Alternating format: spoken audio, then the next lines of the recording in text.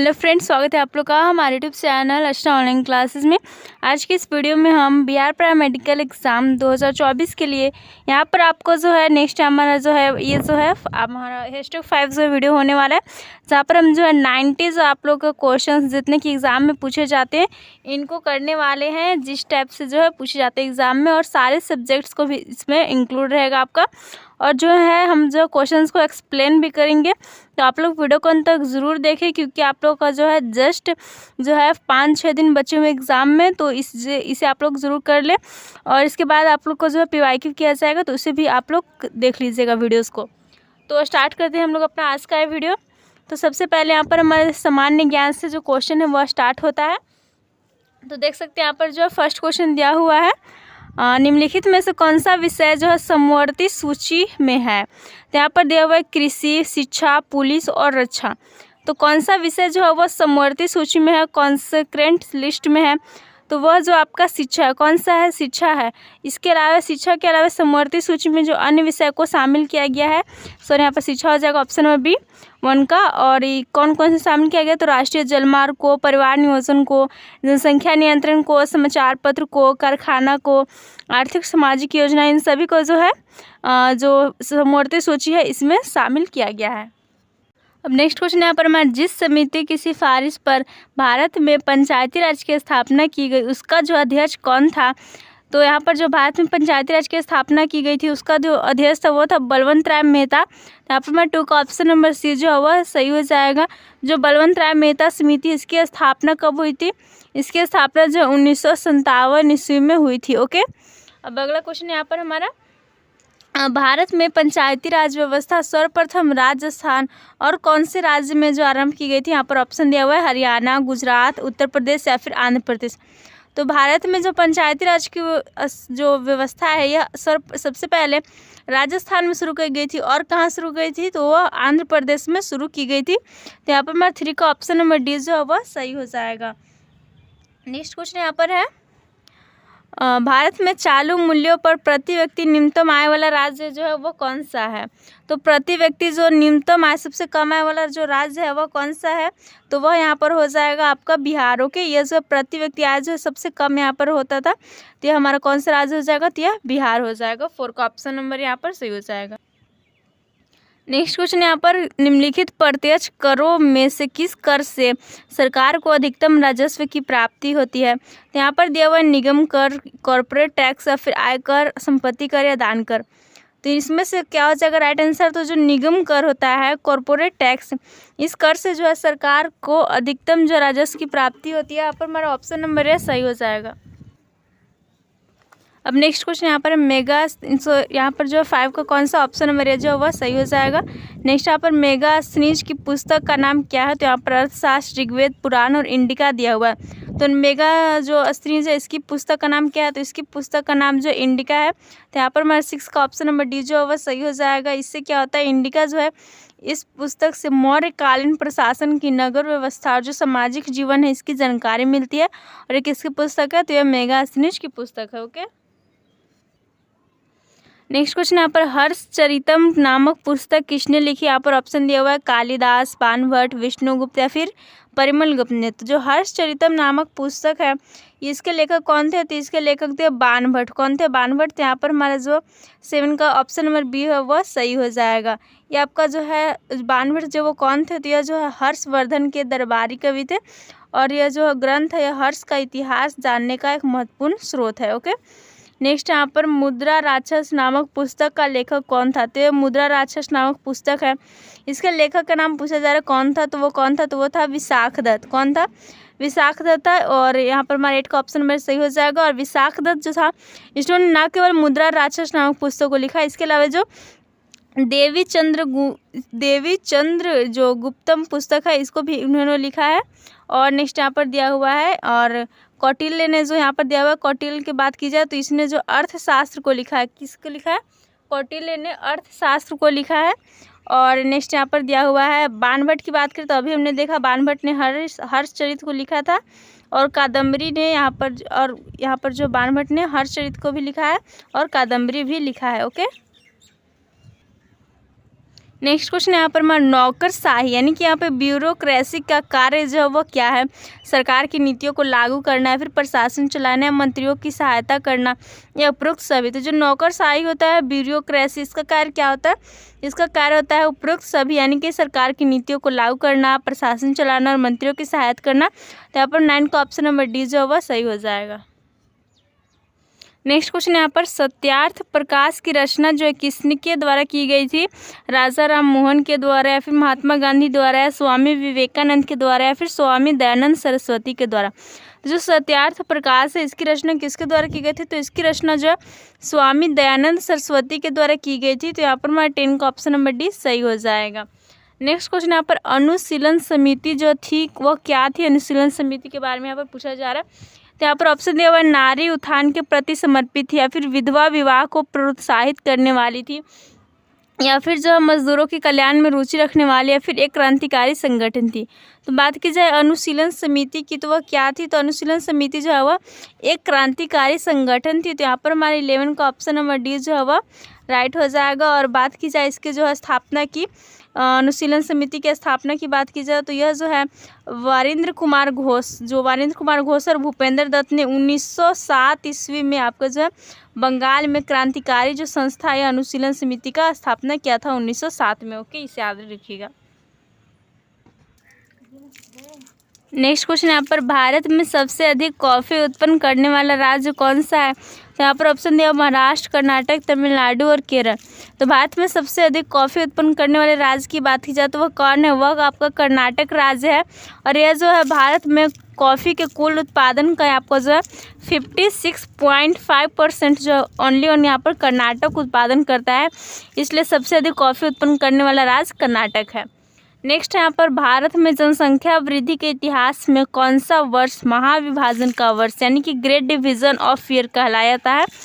तो जनसंख्या वृद्धि के इतिहास में यहाँ पर जो कौन सा ईस्वी कौन सा वर्ष कहलाता है जो महाविभाजन का वर्ष? तो यहाँ पर हमारा 13 का राइट आंसर हो जाएगा। इसका जो ऑप्शन नंबर डी यहाँ पर 1921 ईस्वी जो सही हो जाएगा कि जनसंख्या वृद्धि के इतिहास में जो 1921 ईस्वी वर्ष रहा यह महाविभाजन का वर्ष कहलाता है। ओके, अब नेक्स्ट क्वेश्चन यहाँ पर निम्नलिखित में से कौन सा एक राजकोषीय नीति यानी कि फिस्कल पॉलिसी का उपकरण जो नहीं है? तो यहाँ पर देख सकते हैं करारोपण दिया हुआ है, सार्वजनिक व्यय, ब्याज दर, सार्वजनिक ऋण इंग्लिश में दिया हुआ है, taxation, public expenditure, interest rate और पब्लिक डेब्ट। तो कौन सा एक जो राजकोषीय नीति जो का उपकरण नहीं है? तो यहाँ पर हमारा 14 का राइट आंसर हो जाएगा ऑप्शन नंबर सी की जो ब्याज दर है, इंटरेस्ट रेट, यह एक राजकोषीय नीति फिस्कल पॉलिसी का उपकरण नहीं है। तो इसका ऑप्शन नंबर सी जो वह सही हो जाएगा। नेक्स्ट क्वेश्चन हमारा आर्थिक नियोजन यानी कि इकोनॉमिक प्लानिंग जो विषय है वह किस सूची में यहाँ पर दिया हुआ है? इसके ऑप्शंस को देखते हैं। यहाँ पर ऑप्शन दिया हुआ है संघ सूची यानी कि यूनियन लिस्ट में या फिर राज्य सूची, स्टेट सिटी में या फिर समवर्ती सूची, कॉन्करेंट लिस्ट में या फिर किसी विशेष सूची में उल्लिखित नहीं है। तो आर्थिक नियोजन जो विषय है यह किस सूची में जो है लिखित है? तो यह जो राइट आंसर हमारा हो जाएगा कि समवर्ती सूची में। तो यहाँ पर 50 का ऑप्शन नंबर सी जो वह सही हो जाएगा। नेक्स्ट क्वेश्चन यहाँ पर निम्नलिखित में से किसे भारत और पाकिस्तान के बीच की सीमा माना जाता है? तो यहाँ पर दिया हुआ है सीमांत रेखा यानी कि मैरिजिनल लाइन को, या फिर जहाँ पर ऑर्डर नीचे रेखा या ऑर्डर नीचे लाइन को, या फिर मेसन डिक्सन रेखा या मैसन डिक्सन लाइन को, या फिर रेडक्लिफ रेखा यानी कि रेडक्लिफ लाइन को। तो भारत और पाकिस्तान के बीच की जो सीमा माना जाता है किस रेखा को माना जाता है? यह आपको माना जाता है जो रेडक्लिफ रेखा है, रेडक्लिफ लाइन, इसी को जो है भारत पाकिस्तान के बीच की सीमा माना जाता है। तो सेक्शन का हमारा ऑप्शन नंबर डी सही हो जाएगा। अगला क्वेश्चन यहाँ पर हमारा क्वेश्चन नंबर 17 है, महात्मा बुद्ध ने अपना पहला धर्म चक्र परिवर्तन किस स्थान पर दिया था?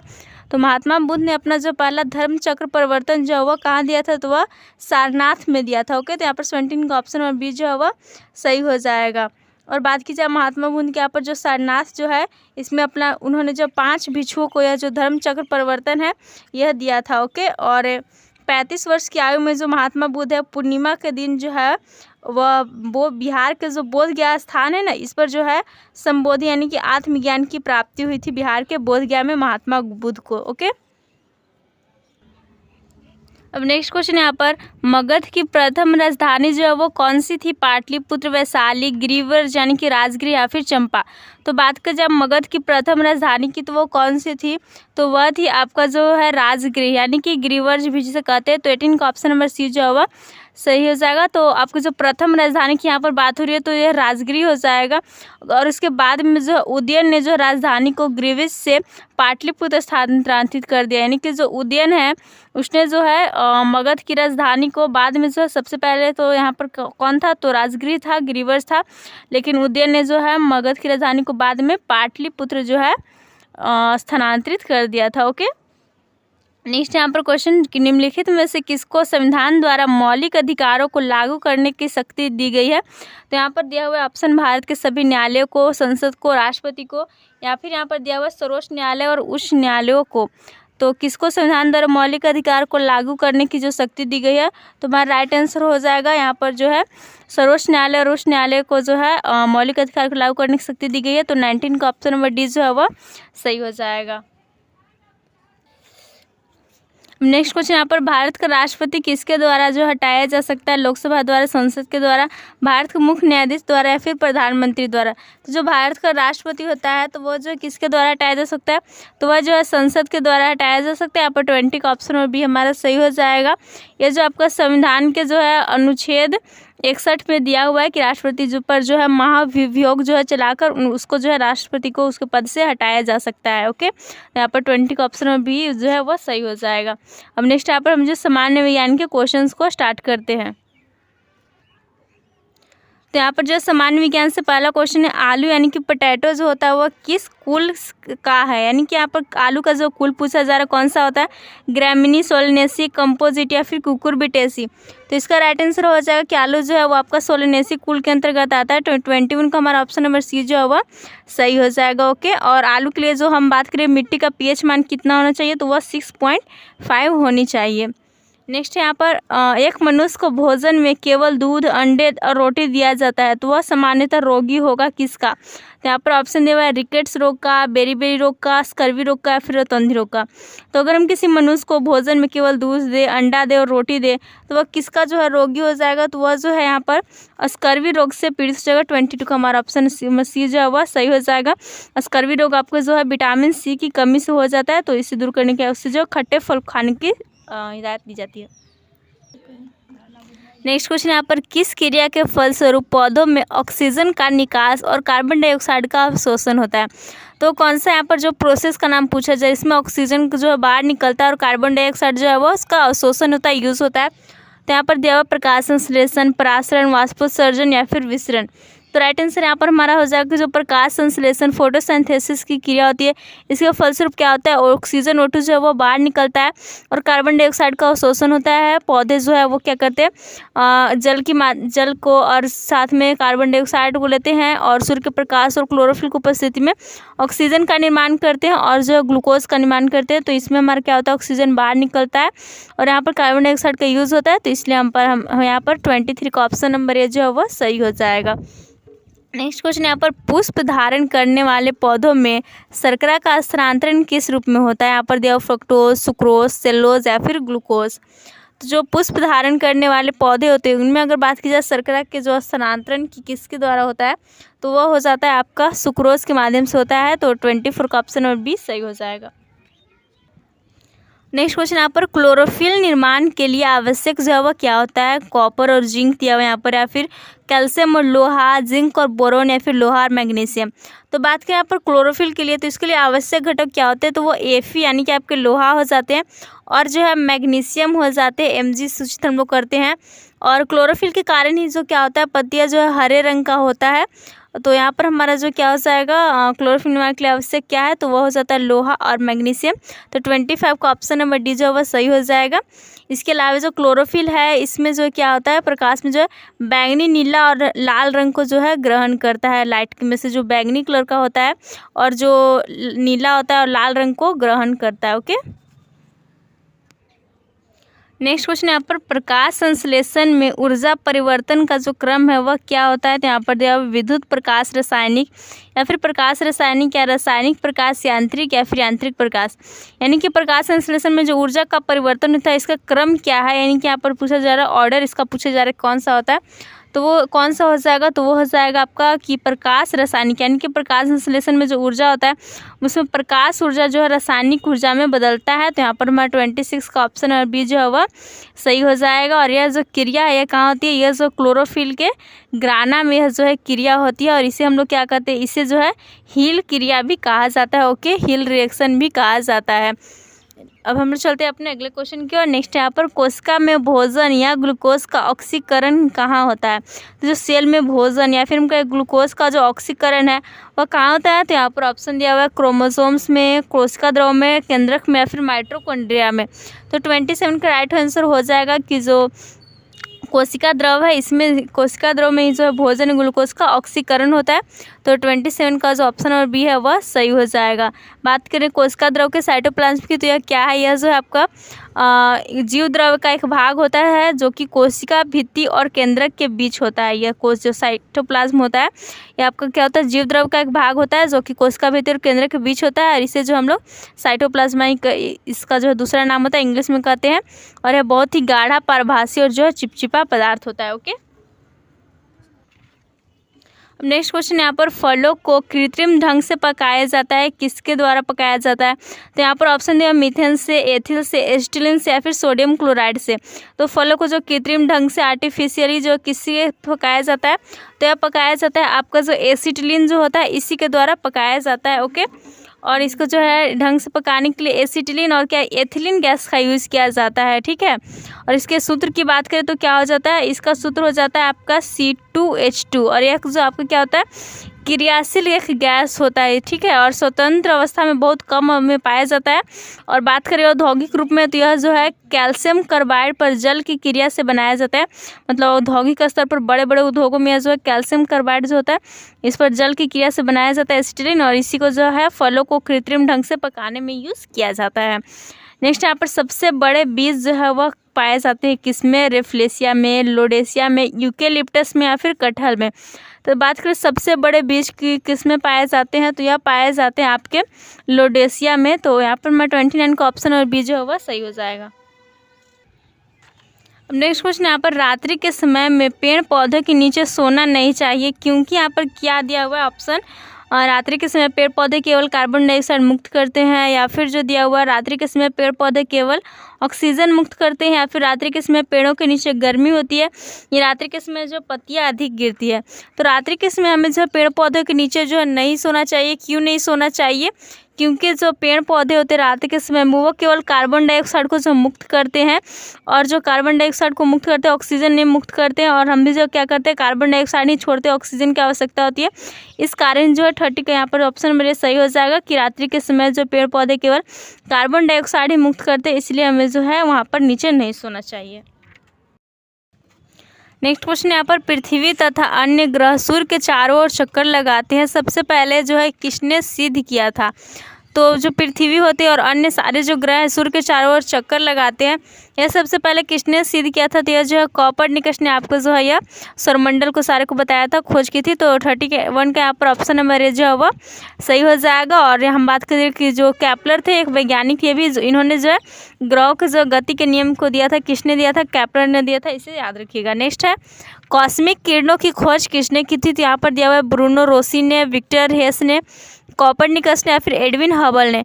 तो कॉस्मिक किरण की बात की जाए इसकी जो खोज किसने की थी, तो इसकी खोज की थी विक्टर हेस ने। तो 32 का ऑप्शन और बी जो है वह सही हो जाएगा।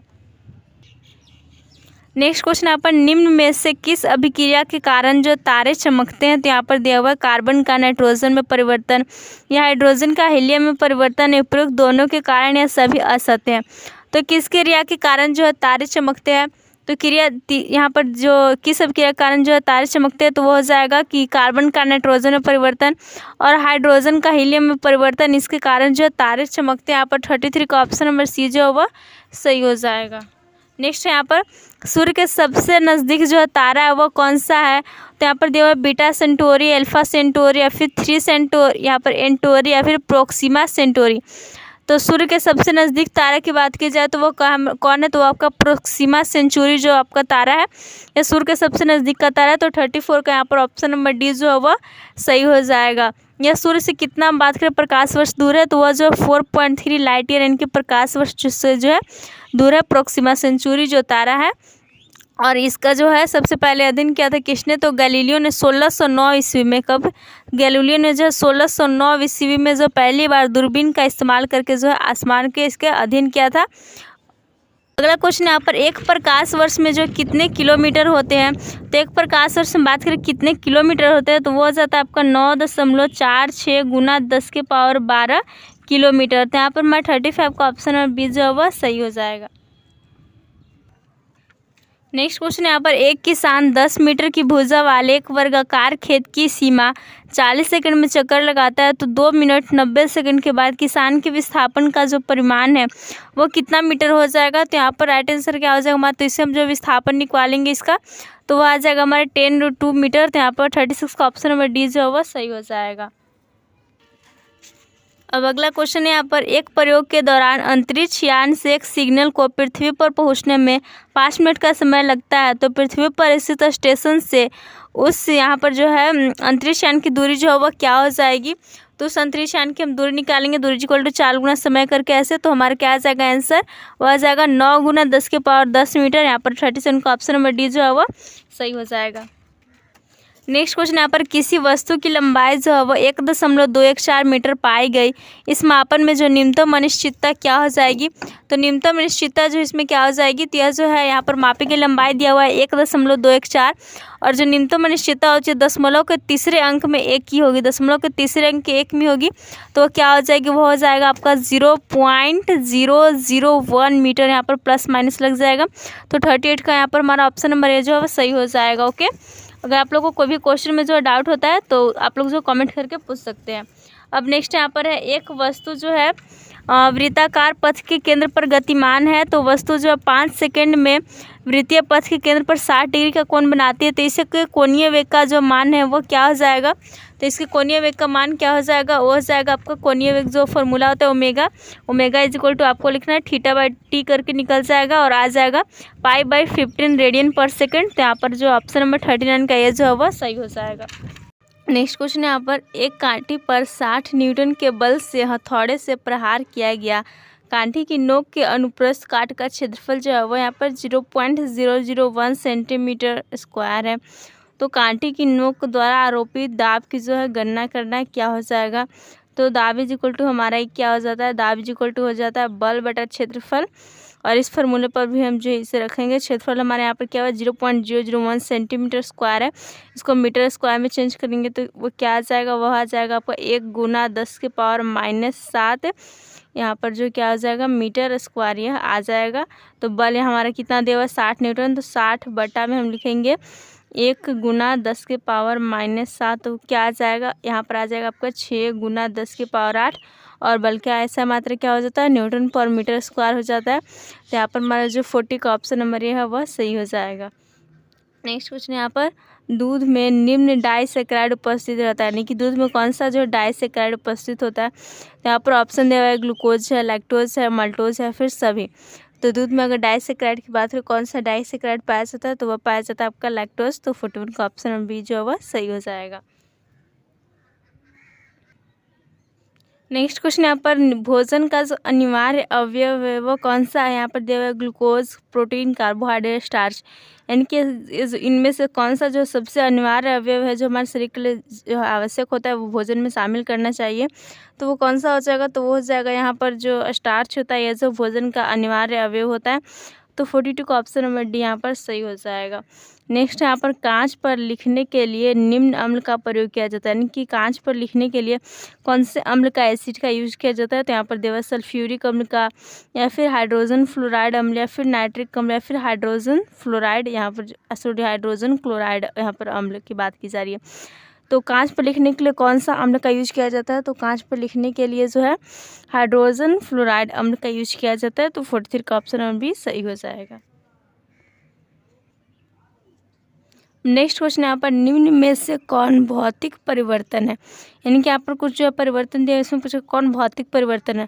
तो भौतिक परिवर्तन क्या होता है? भौतिक परिवर्तन ऐसा परिवर्तन होता है जो कि अपने क्या होता है पहली अवस्था में पुनः आ जाए दूसरी अवस्था से। तो यहाँ पर देखो चीनी का जलीय विलयन, दूध से दही बनना, फिर लोहे पर जंग लगना, अगरबत्ती का जलना। तो कौन सा जो है वो भौतिक परिवर्तन है इनमें से? तो यहाँ पर जो कौन सा हो जाएगा, तो जो चीनी का जलीय विलयन है यह एक प्रकार से भौतिक परिवर्तन है। इसके अलावा जो दूध से दही बनना, तो फिर से हम दही से दूध जो है नहीं बना सकते हैं। लोहे पर जंग लगना, अगरबत्ती का जलना, ये सारे जो रासायनिक परिवर्तन हो जाएंगे। तो यहाँ पर हमारा 44 का ऑप्शन नंबर ये जो है वह सही हो जाएगा। चीनी का जलीय विलयन जो होता है वह क्या होता है? एक भौतिक परिवर्तन होता है। नेक्स्ट यहाँ पर दांत व हड्डियों में उपस्थित रहता है, क्या होता है? कैल्शियम क्लोराइड, कैल्शियम फॉस्फेट या सोडियम क्लोराइड या फिर कैल्शियम हाइड्रोक्साइड। तो दांत और हड्डियों में कौन जो उपस्थित होता है पाया जाता है? तो दांत और हड्डी जो होती है उसमें कैल्शियम फॉस्फेट यहाँ पर जो उपस्थित रहता है, प्रेजेंट रहता है। तो 45 का ऑप्शन भी सही हो जाएगा। तो यहाँ पर हमने जो अपने साइंस से सारे क्वेश्चन शो कर लिए और जीके से भी जो सारे क्वेश्चन हो गए। अब हम जो है मैथ से स्टार्ट करते हैं। जितने भी क्वेश्चन आपके एग्जाम में पूछे जाते हैं उतने क्वेश्चन यहाँ पर दिए हुए हैं, देख सकते हैं। यहाँ पर जो है मैथ का दिया हुआ क्वेश्चन स्टार्ट होता है। तो यहाँ पर सबसे पहला क्वेश्चन है यहाँ पर 18x माइनस 18y को जो प्राप्त करने के लिए 8 × 3x माइनस 4y में क्या जोड़ा जाना चाहिए, यहाँ पर पूछा जा रहा है। तो इसका क्या हो जाएगा आंसर? इसका आंसर हो जाएगा यहाँ पर 14y माइनस 6x। 46 का ऑप्शन नंबर सी सही हो जाएगा। नेक्स्ट क्वेश्चन है यहाँ पर उस रेखा का समीकरण क्या होगा जो y अक्ष को -3/4 पर काटती है और धनात्मक x अक्ष को के साथ जो 45 डिग्री का कोण बनाती है। तो यहाँ पर रेखा का समीकरण पूछा जा रहा है कि कौन सा हो जाएगा। तो रेखा का समीकरण यहाँ पर हो जाएगा 4x - 4y = 3। तो 47 का ऑप्शन नंबर हमारा सही हो जाएगा। अब नेक्स्ट क्वेश्चन यहाँ पर 48 क्वेश्चन नंबर यहाँ पर पूछा जा रहा है कि यदि एक खुदरा व्यापारी अपने माल के चिन्हित कीमत पर 32% की छूट प्रदान करता है और इस तरह लागत मूल्य पर माल बेचता है तो परसेंट चिन्हित मूल्य जो है वह क्या था? तो परसेंट चिन्हित मूल्य हम निकालेंगे तो क्या आ जाएगा? वह आ जाएगा हमारे यहाँ पर 47.05%। 48 का ऑप्शन भी यहाँ पर सही हो जाएगा। अब चलते हम लोग अगले क्वेश्चन की ओर। अगर आप लोग कोई क्वेश्चन में डाउट है तो कमेंट करके पूछ सकते हैं। नेक्स्ट यहाँ पर बिंदु एस जो है 4, -2 और यू जो है 1/1,4 को जोड़ने वाले खंड को बिंदु टी जिसका यहाँ पर 3, 0 किस अनुपात में विभाजित करता है? यहाँ पर आपको जो विभाजन सूत्र होता है x = m + nx1 / m + n। इसी पर जो इसको बनाएंगे इसका अनुपात आ जाएगा आपका 1:2। तो 49 का यहाँ पर जो ऑप्शन नंबर बी सही हो जाएगा। अब नेक्स्ट क्वेश्चन यहाँ पर क्वेश्चन नंबर 50 है। पूछा जा रहा है एक कंपनी का लगातार 7 साल का औसत राजस्व जो 75 लाख रुपए है। यदि पहले 4 साल का औसत 70 लाख रुपए है और अंतिम 4 वर्षों का औसत जो है 82 लाख रुपए है तो चौथे वर्ष का राजस्व जो है वो ज्ञात कीजिए, क्या हो जाएगा? तो यहाँ पर चौथे वर्ष का हम राजस्व ज्ञात करें तो वो क्या हो जाएगा? तो उसे हम लोग जो ऐसे ज्ञात कर सकते हैं 4 × 70। यहाँ पर जो है 4 × 70 प्लस में करेंगे हम क्या 4 × 82 वर्ष के लिए है 4 वर्षों का 82 लाख रुपए और माइनस कर देंगे 7 × 75। तो हमारा क्या आ जाएगा? यहाँ पर आ जाएगा आपका, इसको कैलकुलेशन करेंगे तो 83 जो लाख रुपए यहाँ पर आ जाएंगे। तो 50 का ऑप्शन नंबर बी जो है वह सही हो जाएगा। अब नेक्स्ट क्वेश्चन है यहाँ पर 1 + tan² इंटू cot/cos² है, ये किसके बराबर हो जाएगा? तो इसका जब हम सोल्यूशन करेंगे तो cot/cos² है और 1 + tan² क्या हो जाता है? sec² हो जाता है। तो यहाँ पर हमारा आंसर क्या आ जाएगा? वो आ जाएगा tan है। 51 का जो ऑप्शन और बी है वह सही हो जाएगा। नेक्स्ट यहाँ पर एक मिस्त्री एक दीवार को 70 घंटे में बनाता है, 7 घंटे बाद वह विराम लेता है तो दीवार का कितना भाग अभी भी बनना जो है बाकी है? तो दीवार का शेष भाग हम कैसे निकालेंगे? वह निकालेंगे 70 - 7 बटा में यहाँ पर हो जाएगा 70, यानी कि हमारा क्या आ जाएगा 63/70 यहाँ पर आ जाएगा। इसको जब हम काटेंगे तो कितना आ जाएगा 9/10 आ जाएगा और 9/10 को हम लोग लिख सकते हैं 0.9। तो यहाँ पर 52 का ऑप्शन नंबर ए जो है वह सही हो जाएगा। नेक्स्ट क्वेश्चन यहाँ पर 3.2 घंटों में 216 किलोमीटर की दूरी तय करने के लिए मीटर/सेकंड में कार की औसत गति जो है कितनी होनी चाहिए? तो यहाँ पर जो कार की औसत गति पूछी जा रही है तो वो कितनी होनी चाहिए? तो उसे हम लोग जो ऐसे निकाल सकते हैं 216 बटा यहाँ पर जो है 3.2 और गुना में हम कर देंगे 5/18, क्योंकि यहाँ पर हमारा क्या हो जाएगा आंसर। तो यहाँ पर आंसर हमारा आ जाएगा, इसको जो कैलकुलेशन करेंगे तो 18.75 मीटर पर सेकंड आ जाएगा। तो यहाँ पर 53 का ऑप्शन नंबर डी जो है वो सही हो जाएगा। अब अगला क्वेश्चन है, निम्न संख्याओं में से कौन सी संख्या 99 से पूरी तरह जो है विभाज्य है। तो वो कौन सी संख्या हो जाएगी जो 99 से जो पूरी तरह से विभाज्य हो जाएगी। तो जो संख्या 11 और 9 से जो विभाज्य होगी वही जो है 99 से भी विभाज्य हो जाएगी। तो जो संख्या हो जाएगी वो क्या हो जाएगी, यहाँ पर देख सकते हैं ये संख्या हो जाएगी। तो 54 का ऑप्शन नंबर ये जो है वह सही हो जाएगा।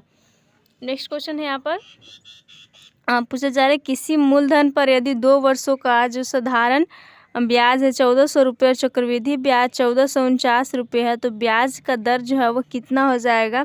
तो ब्याज का दर कितना हो जाएगा, वो हो जाएगा 7%। यहाँ पर 55 का ऑप्शन नंबर है सही हो जाएगा। नेक्स्ट है यहाँ पर जो है फिल इन द ब्लैंक्स दिया हुआ है, इसमें सभी भुजाएं सर्वांगसम होती है। तो किसकी जो सभी भुजाएं सर्वांगसम होती है, यहाँ पर ऑप्शन दिया हुआ आयत है, समचतुर्भुज है, समांतर चतुर्भुज और पतंग है। तो 56 का हमारा राइट आंसर हो जाएगा कि आपको जो समचतुर्भुज होता है इसकी सभी भुजाएं सर्वांगसम होती है। तो 56 का ऑप्शन नंबर सी जो है वह सही हो जाएगा। अब नेक्स्ट यहाँ पर क्वेश्चन है, पी और क्यू क्रमशः 50 और 20 दिनों में एक कार्य पूरा कर सकते हैं। यदि वे एक साथ काम करें तो कितने दिनों में वह 70% कार्य को जो पूरा कर लेंगे। तो यहाँ पर हमारा जो वे अगर जो है एक साथ काम करें तो 10 दिनों में वे जो 70% कार्य पूरा कर लेंगे। तो 57 का यहाँ पर जो ऑप्शन नंबर डी सही हो जाएगा। अब नेक्स्ट क्वेश्चन है यहाँ पर एक बेईमान दूध वाला 24 रुपये प्रति लीटर में दूध खरीदता है और उसमें 1/3 पानी डालकर मिश्रण को 32 रुपये प्रति लीटर के हिसाब से बेच देता है। तो उसका लाभ जो है कितना हो जाएगा। तो यहाँ पर लाभ प्रतिशत पूछा जा रहा है, तो आ जाएगा 77.78%। तो 58 का ऑप्शन नंबर सी सही हो जाएगा। अब नेक्स्ट यहाँ पर क्वेश्चन, एक बैंक अर्धवार्षिक रूप से 15% चक्रवृद्धि ब्याज की पेशकश करता है। एक ग्राहक एक वर्ष में 1 जनवरी और 1 जुलाई को 7200 रुपये जमा करता है। वर्ष के अंत में ब्याज के माध्यम से उससे कितनी राशि का लाभ होगा। तो उससे कुल कितनी राशि का लाभ होगा। तो यहाँ पर जो 3402 रुपये का लाभ होगा उससे। तो 59 का ऑप्शन नंबर बी जो है वह सही हो जाएगा। अब नेक्स्ट क्वेश्चन है यहाँ पर, उस केंद्रीय कोण का माप क्या होगा जिसका क्षेत्रफल 462 वर्ग सेंटीमीटर है और वृत्त की त्रिज्या जो 21 सेंटीमीटर। तो केंद्रीय कोण का यहाँ पर मान पूछा जा रहा है, तो वह क्या हो जाएगा। तो यहाँ पर जो उसका क्षेत्रफल दिया हुआ है 462 वर्ग सेंटीमीटर। तो केंद्रीय कोण थीटा का मान क्या हो जाएगा, थीटा का मान आपका जो होगा 120 डिग्री 60 का जो ऑप्शन नंबर डी यहाँ पर सही हो जाएगा। कैसे निकालना है, आपको निकालना है θ/360 और गुना πr² इज इक्वल टू लिख देना है जितना दिया हुआ है क्षेत्रफल इसका 462 और इसको सोल्यूशन करेंगे तो आर का मान रखकर तो हमारा आंसर आ जाएगा 120 डिग्री। तो यहाँ पर हमने जो मैथ के भी सारे क्वेश्चंस खत्म हो गए। यहाँ पर अब हम जो इंग्लिश के सारे क्वेश्चंस को करते हैं। तो यहाँ पर इंग्लिश का हमारा सबसे पहले जो है पैसेज से स्टार्ट होता है कि 61 से 70 तक यहाँ पर जो पैसेज आपके क्वेश्चन दिए हुए हैं तो इससे हम लोग देखते हैं। तो देख सकते हैं यहाँ पर जो पैसेज जो है दिया हुआ है, पैसेज से जो है नीचे आपके 61 से क्वेश्चन से स्टार्ट है। तो इन क्वेश्चंस को हम देख लेते हैं। तो 61 नंबर क्वेश्चन यहाँ पर, the author's main purpose in this passage is to क्या है। तो इस पैसेज में आपको जो सब कुछ दिया रहता है इसको अच्छे से पढ़कर जो आंसर को देना रहता है। तो वहाँ पर हमारा जो tell why vaccinations have become more common, 61 का ऑप्शन और बी जो है वह सही हो जाएगा।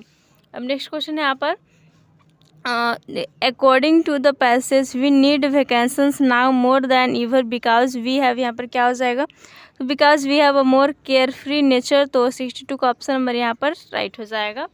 और नेक्स्ट क्वेश्चन यहाँ पर, it is implied in the passage that our lives are very, क्या हो जाएगा, तो that our lives are very जो है varied। तो 63 का ऑप्शन नंबर सी यहाँ पर सही हो जाएगा। पैसेज से जो है सारे क्वेश्चन दिए हुए हैं।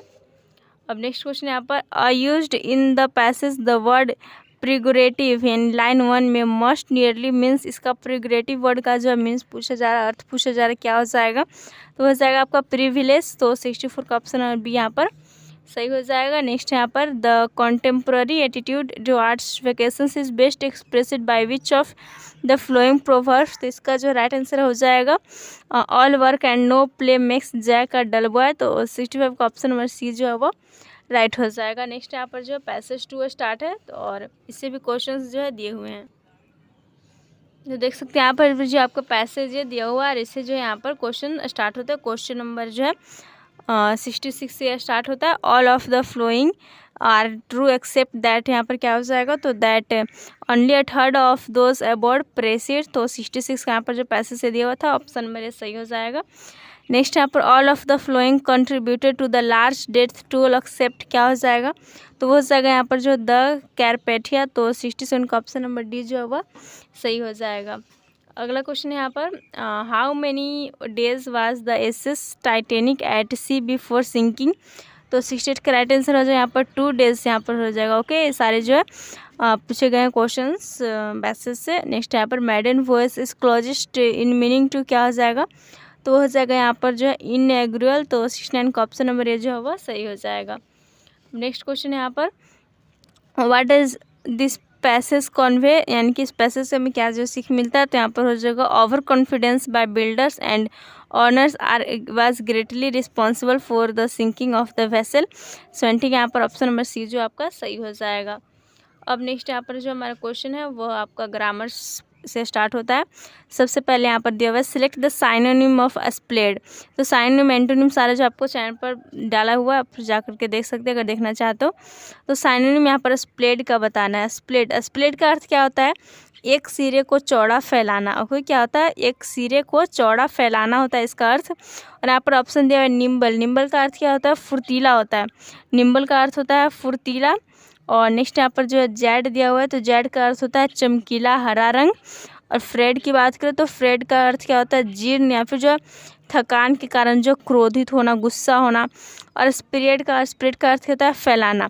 और स्प्लेड का भी हमने अर्थ क्या देखा, स्प्लेड का होता है एक सिरे को चौड़ा फैलाना, और स्प्रेड यानी भी फैलाना। तो इसका साइनोनिम यानी कि परिवाची शब्द हम लोग बात करते हैं, समानार्थक शब्द बात करते हैं, तो वो क्या हो जाएगा, स्प्रेड हो जाएगा। तो 71 का यहाँ पर ऑप्शन नंबर डी जो है वह सही हो जाएगा।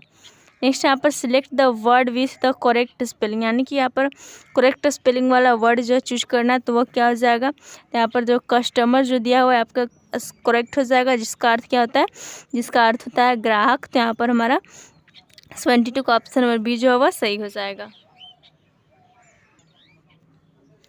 नेक्स्ट यहाँ पर बताया जा रहा है कि in the following question some part of the sentence में हैव रेड, यानी कि यहाँ पर जो सेंटेंस के कुछ पार्ट्स दिए हुए जिन्हें ABC नाम दिया गया, इसमें जो कुछ इरर है आप लोग को जो उसे पहचानना है।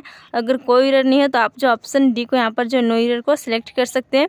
तो क्या सेंटेंस दिया हुआ है कि with little creativity and hard work the project could have been successfully completed, इसमें कोई इरर है या फिर नो इरर है। तो यहाँ पर जो लिटिल शब्द है ना, लिटिल का अर्थ क्या होता है, लिटिल का अर्थ होता है, लिटिल का अर्थ हो जाता है यहाँ पर लगभग नहीं, क्या होता है, लगभग नहीं होता है। और इसमें जो निगेटिव भाव नहीं था, निगेटिव में लगभग नहीं होता है, तो नहीं यानी कि क्या होता है, निगेटिव भाव इसमें है जो।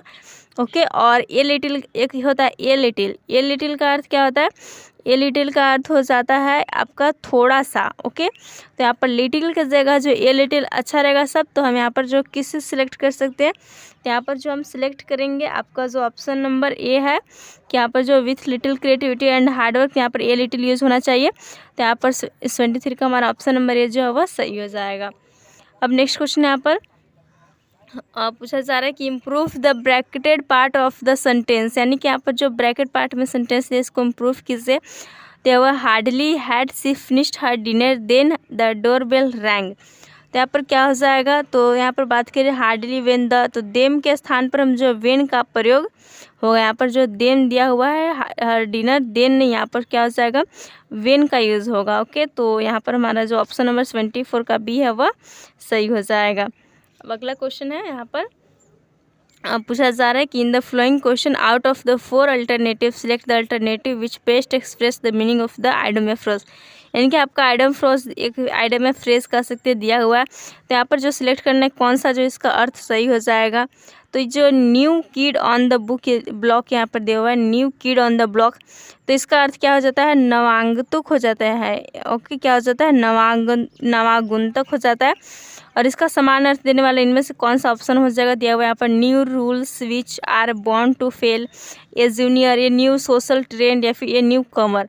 तो इसके लिए जो न्यू कमर का हम यूज कर सकते हैं, नवागंतुक है तो न्यू कमर, तो यहाँ पर 75 का ऑप्शन नंबर डी जो है वह सही हो जाएगा। अब हम लोग जो है इंग्लिश से भी यहाँ पर आपका समाप्त होता है। अब हम जो है हिंदी से सारे क्वेश्चंस को देखते हैं और हमारे जो 90 क्वेश्चंस का ये जो वीडियो है ये यहाँ पर समाप्त हो जाएगा। तो अब हिंदी से हम जो है क्वेश्चंस को स्टार्ट करते हैं।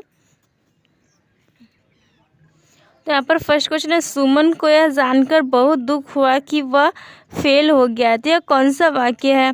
संयुक्त वाक्य है, मिश्रित वाक्य है, साधारण वाक्य है, फिर असाधारण वाक्य।